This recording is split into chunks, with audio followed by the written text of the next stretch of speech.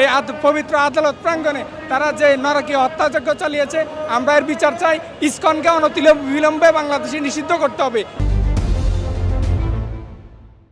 দর্শক, স্বাগত জানাচ্ছি কালের কণ্ঠের নিয়মিত বিশেষ আয়োজন জনতার কণ্ঠে। আপনাদের সাথে আমি শাহ আব্দুল্লাহ রাহাত। নানা কারণে সমালোচিত ইসকন বিভিন্ন মহল থেকে উঠছে নিষিদ্ধের দাবি। আর এই বিষয়টিকে কিভাবে দেখছে চট্টগ্রামের জনসাধারণ, আজকে জানবো কালের কণ্ঠের এই বিশেষ আয়োজনে। এই ইসকনকে, জঙ্গিবাদী উগ্রবাদী গোষ্ঠী ইসকনকে বাংলাদেশ থেকে নিষিদ্ধ করা, যতক্ষণ পর্যন্ত এই জঙ্গিবাদী সংগঠনকে বাংলাদেশ থেকে নিষিদ্ধ করা না হবে, ততক্ষণ পর্যন্ত আমাদের আন্দোলন, আমাদের কর্মসূচি অব্যাহত থাকবে। আসলে আইনজীবী সাইফুল ভাইয়ের হত্যার বিষয় এটা সুদূর প্রসারী। তাদের একটা চক্রান্ত হচ্ছিল যে এই চিন্ময় প্রভু, ওকে অনেক আগেই কিন্তু বলাৎকারের অভিযোগে এই ইসকন থেকে নিষিদ্ধ করা হয়েছিল। তারপরেও তারা যে অস্থিতিশীল পরিবেশ আদালত প্রাঙ্গণে আমরা দেখেছি, এটা বিগত ইতিহাসে হয় নাই। খালেদা জিয়া, শেখ হাসিনা সবাই কিন্তু জেল কেটেছে, আদালতে গেছে, কিন্তু কেউ এরকম আদালতকে অবমাননা করে এই পবিত্র আদালত প্রাঙ্গণে তারা যে নরকীয় হত্যাযজ্ঞ চালিয়েছে, আমরা এর বিচার চাই।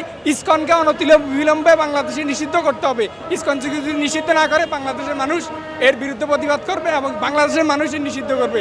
তবে সরকারের সাহসী পদক্ষেপ হলো অন্তর্বর্তী সরকারের ইসকনের এই চিন্ময়কে গ্রেপ্তার করা এবং তাকে শত বাধার প্রেক্ষিত তাকে জামিন না দিয়ে কারাগারে প্রেরণ করা। এটাই তত্ত্বাবধায়ক সরকারের সবচেয়ে বড় সফলতা আমি মনে করি।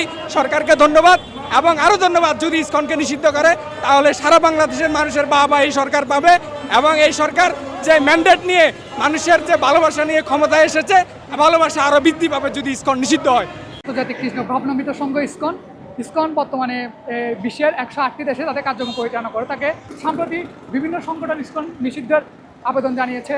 আমি মনে করছি বিষয়টি আসলে একটু তদন্ত করা দরকার। সঠিক তদন্ত করে যদি মনে হয় আসলে ইসকনের কোনো দোষ থেকে থাকে, তাহলে সেটি সিদ্ধান্ত নেওয়া দরকার। প্রথমত বুঝতে হবে যে এখানে আপনার হিন্দু আর ইসকন কিন্তু এক নয়। কারণ ইসকন হচ্ছে একটা সংগঠন আর হিন্দু একটা ধর্ম। এটা হিন্দু ধর্মের অনুসারী আছে আর ইসকনরা হচ্ছে একটা সংগঠন। তো কখনো একটা সংগঠনের সাথে একটা ধর্মকে মিলিয়ে লাভ নেই।